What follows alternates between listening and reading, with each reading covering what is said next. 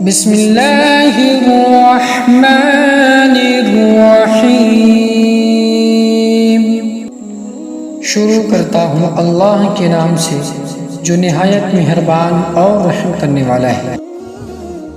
حضرت ابو سعید رضی اللہ عنہ بیان کرتے ہیں کہ رسول اللہ صلی اللہ علیہ وسلم نے ارشاد فرمایا، جب بندہ مسلمان ہو جاتا ہے اور اپنے اسلام کو بہتر بناتا ہے تو اللہ تعالی اس کے سابقہ تمام گناہ معاف کر دیتا ہے، اور اس اسلام قبول کرنے کے بعد پھر بدلہ شروع ہو جاتا ہے۔ نیکی کا بدلہ 10 گنا سے 700 گنا تک بڑھا دیا جاتا ہے، جبکہ برائی کا بدلہ اس کے مثل ہوتا ہے، الا یہ کہ اللہ اس سے درگزر فرمائے۔